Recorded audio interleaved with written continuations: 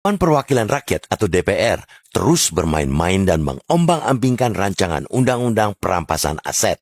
Setelah tidak jua membahasnya, meski sudah diusulkan sejak 2008, Parlemen tidak memasukkan rancangan undang-undang ini ke dalam program legislasi nasional atau Prolegnas 2025-2029. Keputusan sementara dari Badan Legislasi atau Balik DPR itu seolah melawan janji pemberantasan korupsi yang berkali-kali digaungkan Presiden Prabowo Subianto. Keputusan ini juga mengecewakan masyarakat yang selama ini menantikan gebrakan pemberangusan korupsi yang tidak business as usual dengan belate soal perampasan aset. Harus kita katakan, rancangan undang-undang perampasan aset ini sangat penting untuk efektivitas pemberantasan korupsi. Ia memberi payung hukum bagi penindakan aset dan harta yang tidak dapat dijelaskan asal-usulnya, serta dapat menjadi instrumen pemulihan aset hasil kejahatan tindak pidana korupsi. Karena itu, sesungguhnya pengesahan rancangan undang-undang perampasan aset sangatlah mendesak untuk meningkatkan efektivitas pemberantasan korupsi, memperkuat sistem hukum, dan memulihkan kerugian negara sekaligus mematuhi standar internasional. Dengan disahkannya rancangan undang-undang ini, negara dapat menyita hasil kejahatan, termasuk aset-aset yang disembunyikan di luar negeri. Selama ini, aset-aset pelaku korupsi di luar negeri tidak bisa dijangkau oleh otoritas hukum. Perampasan aset juga bisa menjadi alat yang kuat untuk memulihkan kekayaan negara. Rampasan aset dari koruptor dapat meningkatkan penerimaan negara sebagai salah satu modal pembangunan nasional.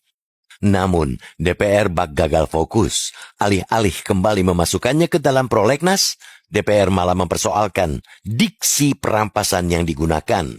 Wakil Ketua Balik DPR Ahmad Doli Kurnia mempersoalkan kata perampasan yang menurutnya tidak elok dan tidak baik bagi negara.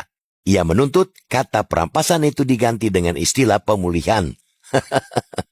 Penggantian istilah perampasan menjadi pemulihan didasarkan pada istilah Stolen Asset Recovery yang digunakan oleh United Nations Convention Against Corruption atau UNCAC.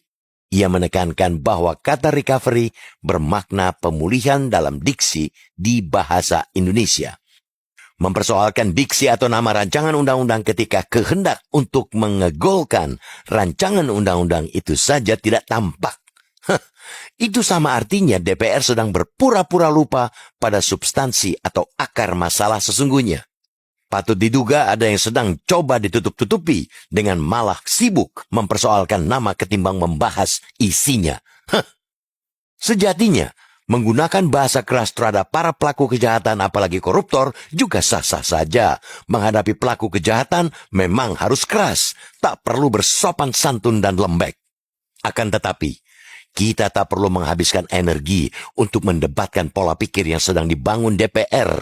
Jangan sampai justru berlarut-larut mempersoalkan hal-hal yang tidak perlu. Silakan saja jika memang parlemen ingin membuang kata perampasan dan menggantinya dengan kata pemulihan dalam rancangan undang-undang tersebut. Itu bukan hal yang substantif. Ibarat kucing, tidak masalah dia warna hitam atau putih, yang penting bisa nangkap tikus. Gitu aja kok repot. Begitu pula dengan perkara korupsi ini, apapun namanya nanti, yang terpenting bagi publik ialah bahwa rancangan undang-undang tersebut harus segera dibahas dan disahkan untuk memberikan efek jera bagi koruptor.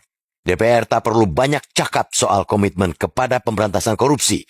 Tunjukkan saja komitmen itu dimulai dari rancangan undang-undang ini. Masukkan rancangan undang-undang perampasan aset kembali ke prolegnas.